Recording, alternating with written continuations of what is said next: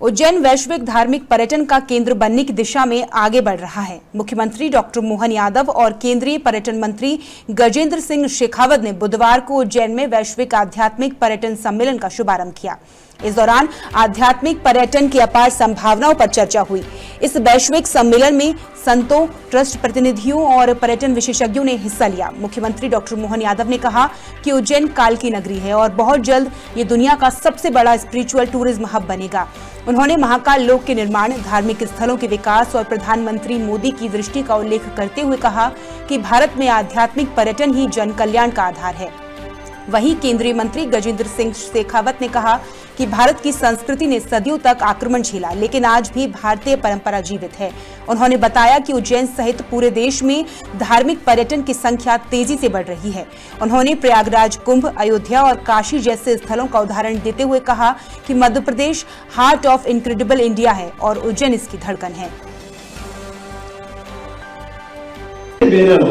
लेकिन पर्यटन के साथ में तीर्थाटन की भावना के आधार पर मनुष्य मात्र का, समाजों का, प्रदेश का भला कैसे हो जाए, ये जो पूरी कल्पना की गई, उस कल्पना का हमारा ये आधार है अपना ये आज की इस कार्यक्रम की मूल रचना।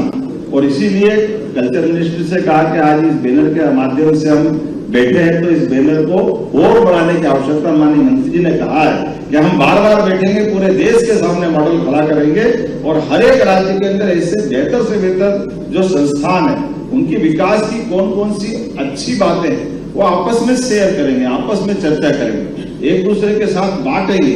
उन सारी बातों को लेकर कैसे हम अपने को इस तरह से और समृद्ध हो सकते हैं। पुरानी पार्लियामेंट भी हमारे मुरैना के पास के मड़ावली पिटावली नंबर 1 मंदिर का पूरा मॉडल पुरानी लोकसभा थी और नई वाली भी विदिशा के पास बीजापुर मंडल के हमारे मंदिर की स्थापत्य की काफी नई लोकसभा में बनी। ये हमारे लिए सर्वाधिक है।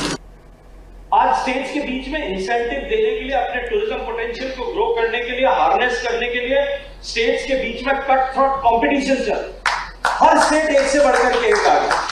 पहले राजस्थान एक ऐसा प्रदेश होता था जिस प्रदेश से मैं आता हूं, जिसके लिए tourism policy best investment policies होती थी, ऐसा मानते थे। लेकिन अभी तो राजस्थान को पीछे छोड़ करके मध्य प्रदेश आ गया, महाराष्ट्र ने उत्तर प्रदेश को, आज जिस तरह से टूरिज्म के हर बुके को, क्योंकि भारत में केवल स्पिरिचुअल टूरिज्म का स्कोप नहीं है, भारत में एक टूरिस्ट, एक पर्यटक अपने जहन में जिस तरह की आकांक्षा रख सकता है। हर व्यक्ति की अपनी अपेक्षा है, अपनी चॉइसेस हैं, अपनी प्राथमिकताएं हैं, अपनी रुचि है।